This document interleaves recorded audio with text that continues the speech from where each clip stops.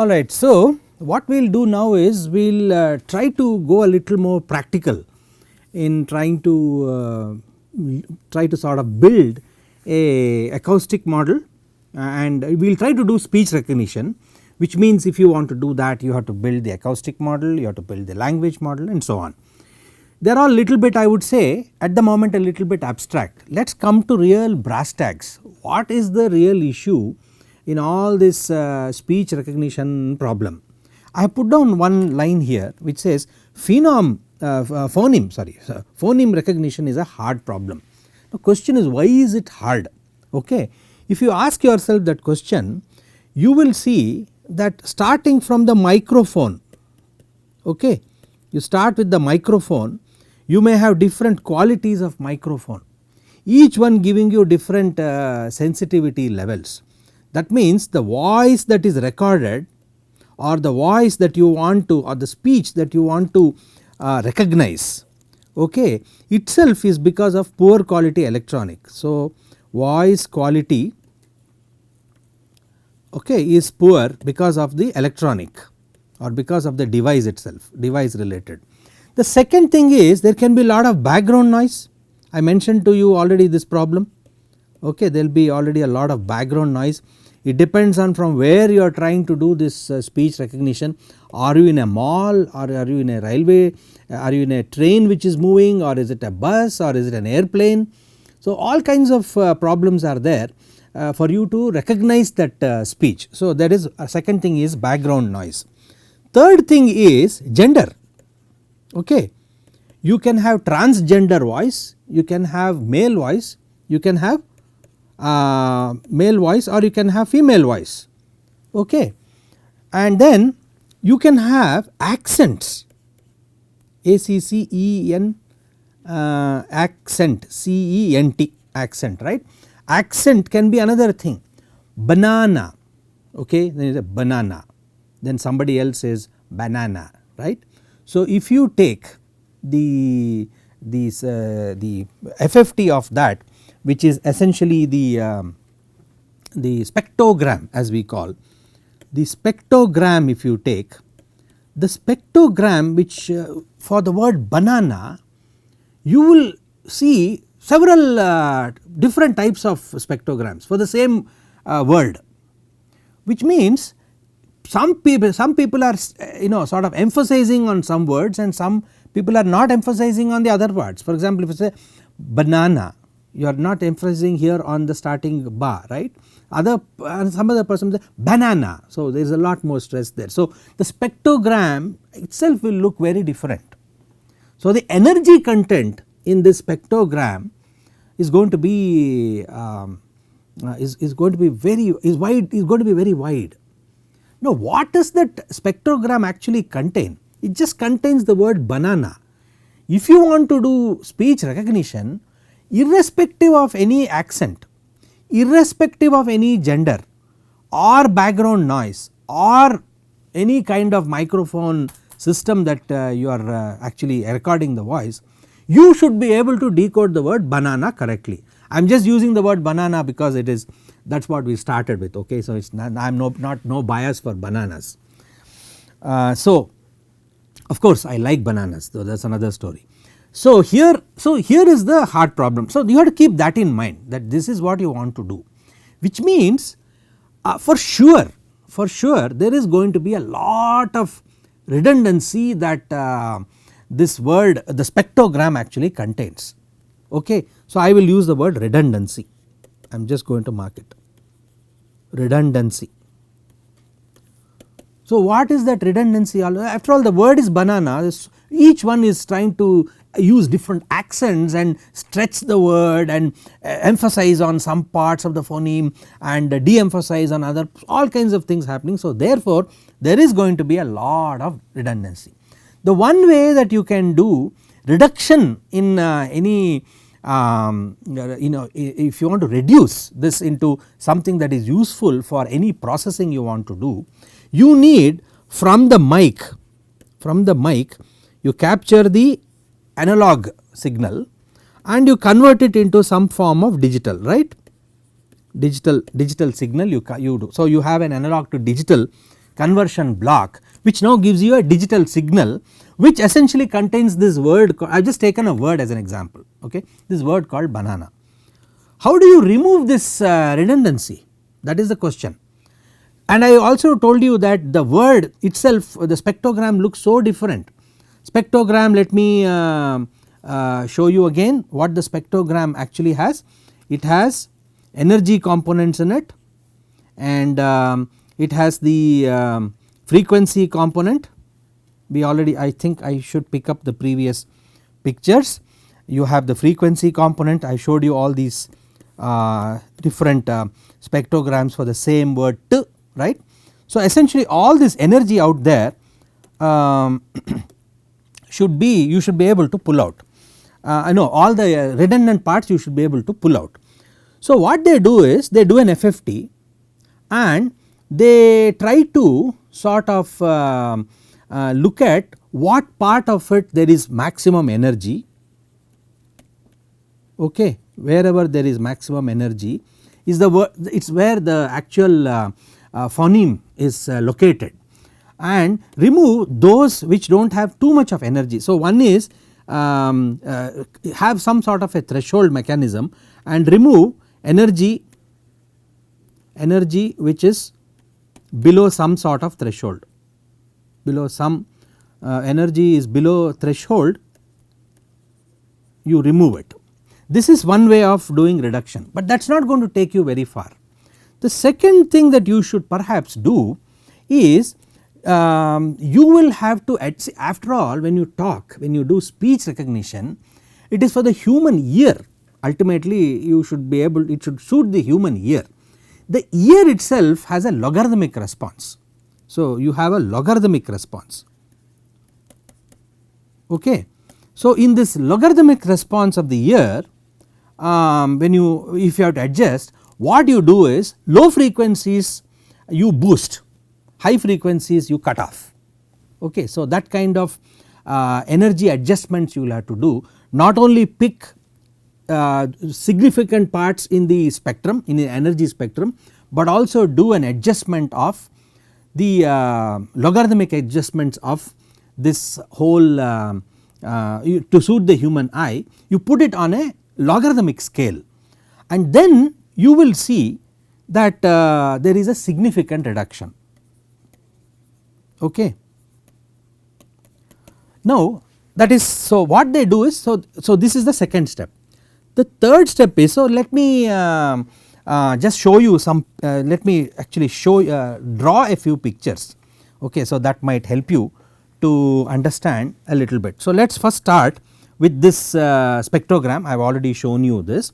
Let us say a word or a sentence has this this energy here, and then there is let us say some other energy here and some part here, okay. So I am just taking a large word, and in that what I will do is, I find it difficult to work with this long part. So let me just take one simple, let us say this is a sentence, this is a spectrogram of a sentence. I will just take one word in that, one word I have taken, take one word, okay.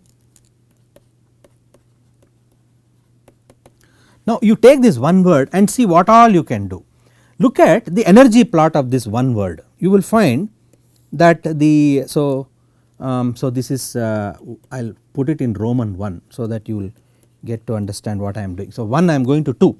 What I will do is, I will plot frequency on the x axis and I will plot energy on the y axis, okay. Then I will get some energy, then some reduced energy, then some energy here, and then some energy here, okay. This is what I got with respect to this energy component. What I will do is, in the third step, I will do further reduction in this redundant data by fitting, as I mentioned to you, put it onto a log scale which is suitable for the human ear. This log scale is also called the Mel scale, okay. Mel scale, I have already mentioned to you that feature extraction is essentially getting to extract the coefficients. We will come to that point very soon. So from here what you do, you fit a system like this, you get to a again frequency, and some emphasis of a low frequency is emphasized, as I mentioned, because this is what human ear does, and certain lower frequencies you are reducing in. So this is amplitude, right. So this is the amplitude. So you are emphasizing on lower frequencies and you are reducing on higher frequencies. Now it is easy that I have to do a very simple trick to get this waveform into a nice, I will show you with a red color. What I will do is I will do this, I will fit a curve. Okay. If I fit a curve, any curve fitting kind of activity leads to coefficients, right. You should be able to end up with certain coefficients. Moment you get these coefficients, you can see now your original voice is gone, your original phoneme is gone, it has got converted into some form of coefficients.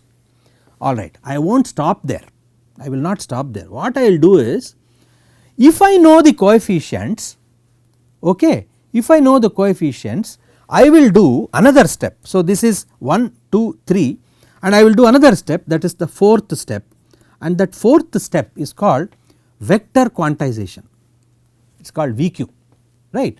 What does that VQ do? Pretty straightforward. VQ simply says, if you get let me put back the picture. So you got, sorry, let me put, I am not so good in drawing, but I hope I will be able to. So if I am able to fit a curve like this, which essentially relates to MEL coefficients. Now I will start using, because this is a MEL range, right, this is a log scale, MEL coefficients, okay. I get some coefficients, I will take these coefficients and map it to one symbol, that is all, some number. Symbol means one number, that is all, nothing else. So what has happened to your phoneme now? Your phoneme has simply become a symbol. What have you done? You have actually reduced tremendous amount of data into just one symbol.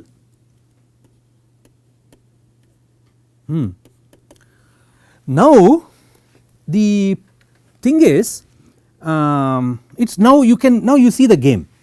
What you do, you give it to some symbol, or I will simply call it some sort of an index, okay, it is some sort of a index. Now it is quite straightforward. If you want to do recognize something, if you want to recognize a phoneme, you want to, now let us start, you want to do a recognize a phoneme. So your task is recognize, let me write it a little better, recognize a phoneme, okay. For you as an electronic engineer, that phoneme recognition means you have to get to the right symbol, you have to get to the right index, you have to get to the right index. What is the index is the question. So you can do a simple search and then you list what are all the closest matching symbols to the existing spoken utterance. You have the spoken utterance, UTTER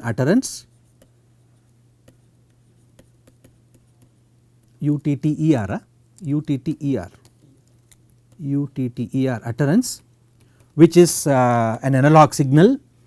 You do FFT, then you do log scaling, you get to coefficients and you do vector quantization and you end up with a number. Okay, now you say, hey, I got this number, this guy is talking something, ba, na, na. How does this ba match to closest to which vector symbol does it match to? Because you do not know, right, all you are seeing is this word ba and some index you got. You have to start matching, this index appears closest to this index. So what you are trying to do is, you will take this waveform like this, which is what you saw, right, and you will start matching to those which are like this and perhaps to something which goes like this, and you say, hey, there is a good probability that this guy matches to the original, this is the one that seemed to match to the original. So, you will assign some probability and say this is the probability association of that particular vector quantized number that I got. So, this is first part of the problem. Okay. So, the closest to the input is what you want to arrive at and assign it certain probabilities. Okay. This is part 1.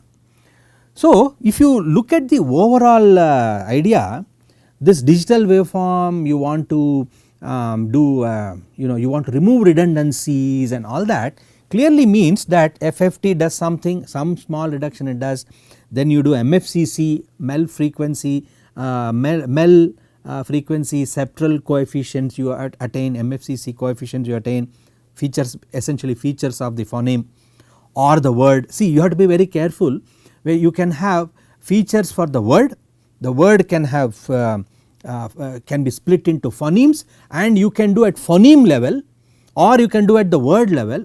You need to do both in order to arrive at the word, and you need to do across words so that you can form sentences, right. So, this is when you will ultimately say that this is the spoken speech.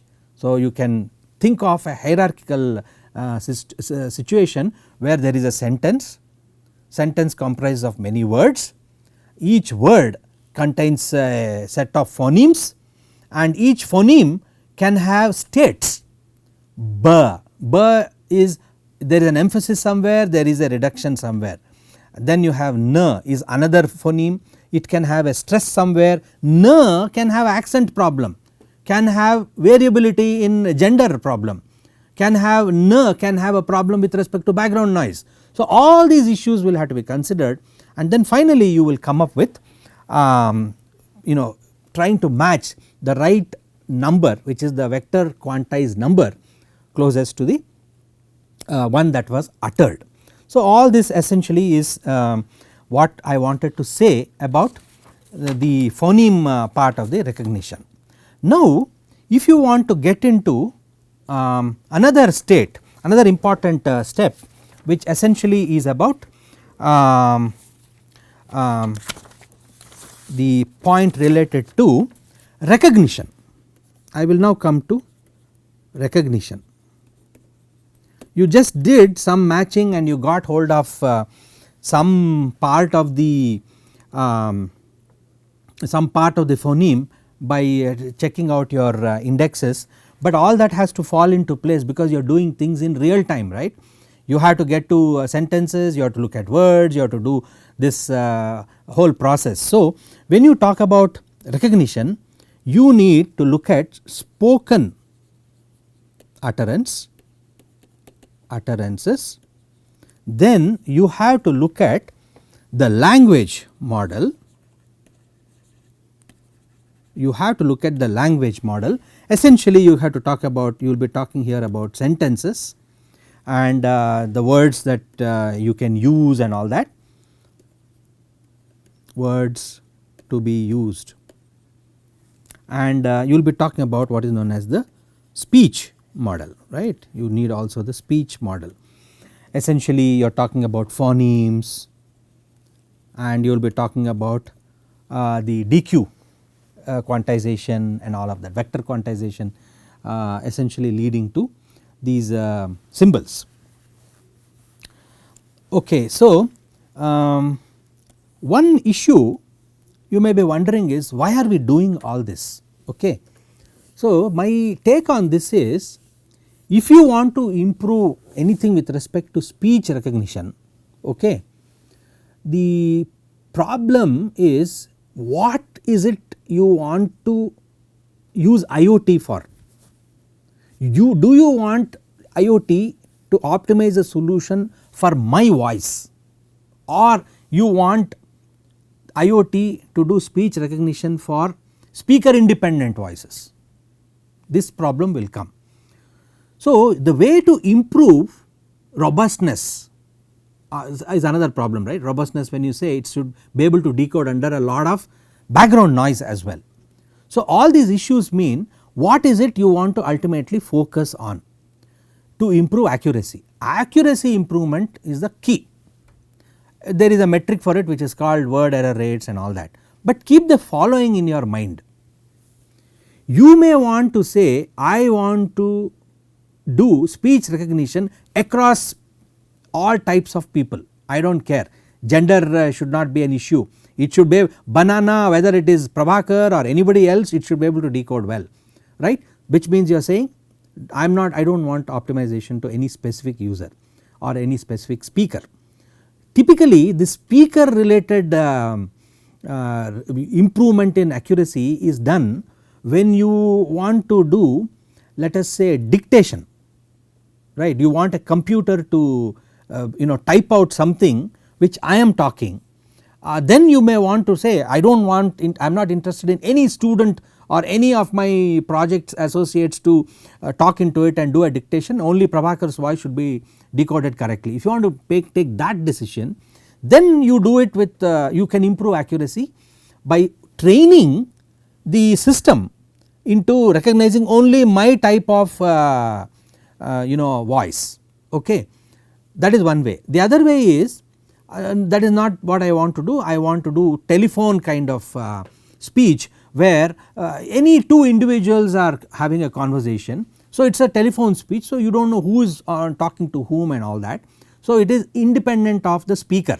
So you have speaker specificity or specific decoding, or you have speaker agnostic or something that is independent of any speaker related thing. So any speech recognition systems will have to cater to these simple requirements of I would say so basic requirements which will have to be done.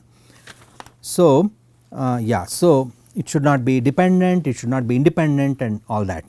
Another way to improve accuracy is to keep the dictionary small, put a very small dictionary and work with only a small set of words in the dictionary, okay, which can be very targeted for a given application. So you use only that many words and be done. With those words the set of sentences that can be found are also limited. So the language model also improves the accuracy. So you can have dictionary, that means you can be talking about vocabulary size. So let me put down that vocabulary size improves accuracy. Then the other part is language model improves, and because you have reduced the vocabulary size, the language model is also pruned to that size of words, set of words that you can use. Will that also improve accuracy? Yes, definitely. Will speaker dependency improve accuracy? Yes, definitely, speaker dependency also, because your targeted application is for speaker dependency. So if you have speaker dependent, if you do, you train the complete system, that also will improve accuracy. All these things have to be borne in mind, but in any general solution you will not be talking about doing this because you are looking at telephone speech. So even if you want to do speaker dependent or anything, you need a model which often people use in speech recognition, and this is called hidden Markov model. Let me give you an intuition for the HMM. Go back to the word banana, okay. The word banana, you will be able to use, as I said, you have variability of duration, okay. Then there is variability in the acoustic part, variability in acoustic, and you need a system which will be able to train by itself,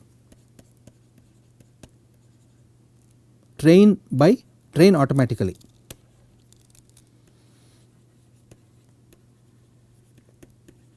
Any speech recognition, if you want to put it in practice, you will have to use a good mathematical model.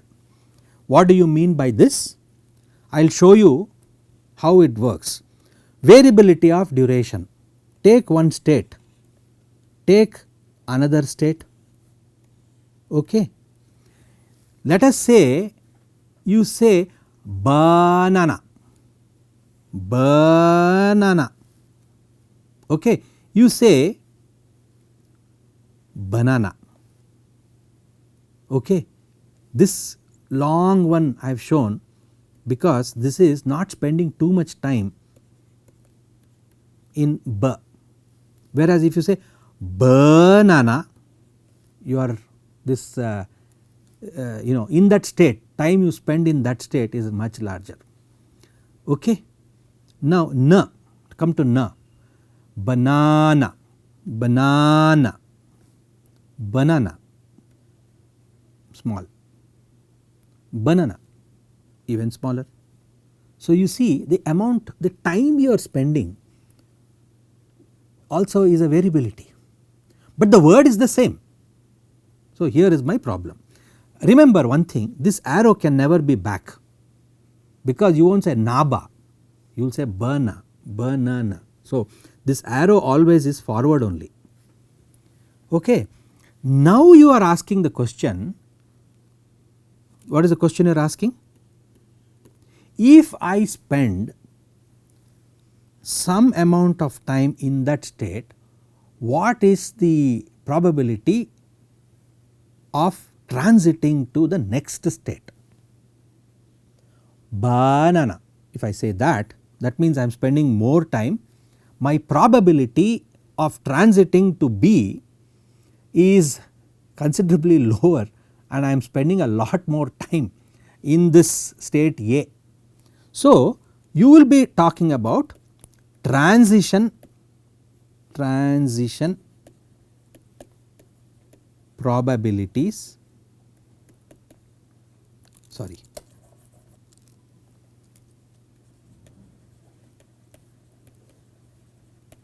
and you will also be talking about the fact that the self transition, this is called self transition, right, this is called self transition, and this is the other one which is called the transition to the next state. This is the this is let us say first phoneme, this is the second phoneme. Okay. Now there is another problem. The second problem is when you say banana, okay, one is the transition, the time variability. The second thing is what is the index that you can emit in a given state. What is the index? That is another problem. In other words, that vector that you got, that number that you got, rather not the vector, the symbol that you got, what is a symbol? Because I initiated you into that symbol beginning. Now you are back to the same problem. You can have so many symbols coming out in that state A. Which is that symbol? So you are now asking for any implementation in this model, in this framework, what are the possible symbols that can get emitted when you are in that state, and what is the transition probability to the next phoneme, and what could be those symbols that will get emitted there. This is what HMM is actually trying to do. You have something that you observe and you are trying to ask questions related to the amount of time you spend in a state and the symbol that will get emitted in that particular state. So, let me summarize this HMM and then move on. You are asking the question like what symbol you are likely to observe, that is the first. So, I will say symbol to observe. Okay. Now, for that what you would normally do is you have a discrete probability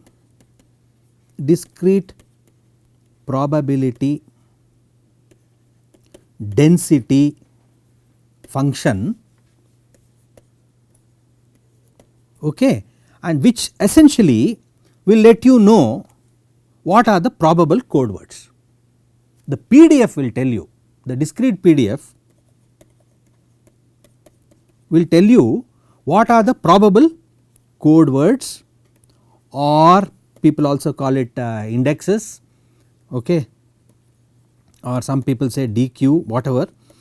What are the possible, what is it going to be 1, is it 88 or is it 43, or what is the range of code words that are likely to come, and that you essentially use a discrete probability density function. So this essentially will tell you what are the possible code words that will get emitted. Alright. Now, if you want to build the HMM model and you want it to, so you have looked at duration and you have looked at acoustic. Suppose you want to train automatically, let me tell you the only way by which you can train automatically is humongous amount of data. You feed a humongous amount of data, sentences essentially, and keep training that system, make the system learn automatically, because it is humanly impossible to catch hold of all this let us say 7 billion plus people and ask them to utter the word banana. It is not going to work. You have to have a mathematical way, you need a model which can learn automatically this word, whatever be the way it is uttered, across genders, across noise, across all the hard issues that I mentioned to you, with respect to all of them, it should be able to learn that. So, you must get into some form of automatic learning. How is this done? That is the next question. What algorithm will you, so you have a model, no problem for the model, but how will you make it learn? The way you will learn is you use another algorithm for that, and that is called the forward backward algorithm. Forward backward algorithm. So, you see HMM in combination with this backward forward algorithm will solve your problem of variability in duration, variability in acoustic, and trying to learn automatically across all genders or across everything, and it should be able to print directly the speech that has been recognized. So, that is the key point. So, in summary, we can put down all the blocks that would be of great interest to us, which essentially means you have a mic, you have digital conversion, analog to digital, then you do this nice thing which I mentioned to you, which is signal processing, all that getting to coefficients and reduction in data and all of that, and then you do recognition, and if you want to do recognition you will need assistance from the speech model